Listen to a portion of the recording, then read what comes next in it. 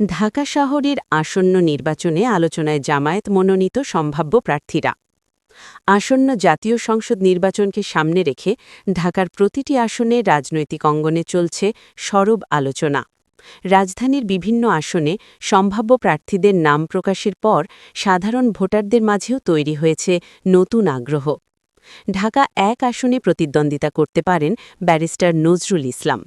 ঢাকা ২ নম্বর আসনে রয়েছেন ইঞ্জিনিয়ার তৌফিক হাসান, যিনি এলাকায় দীর্ঘদিন সামাজিক কার্যক্রমের সঙ্গে যুক্ত।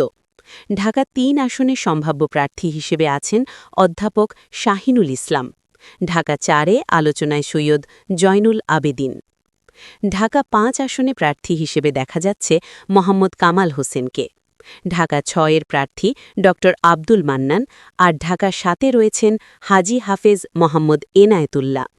এছাড়া ঢাকা ৮ আসনে ড অ্যাডভোকেট হেলাল উদ্দিন, ঢাকা ১০-এ অ্যাডভোকেট জসিম উদ্দিন সরকার, ঢাকা ১১-এ অ্যাডভোকেট আতিকুর রহমান, ঢাকা ১২-তে সাইফুল আলম খান মিলন, ঢাকা ১৩-এ ড মোহাম্মদ মোবারক হোসাইন, ঢাকা ১৪-এ ব্যারিস্টার আরমান তারাই আলোচনায় থাকা সম্ভাব্য প্রার্থী।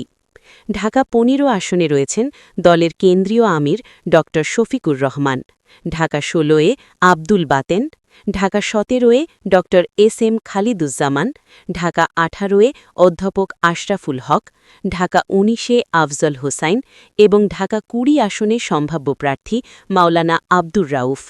রাজধানীর রাজনীতিতে এই প্রার্থীরা ভোটারদের কাছে উন্নয়ন, সুশাসন ও সামাজিক নিরাপত্তার নানা প্রতিশ্রুতি তুলে ধরছেন। নির্বাচনের দিন যতই ঘনিয়ে আসছে ততই বাড়ছে উত্তাপ আর আগ্রহ জনসাধারণের মধ্যে।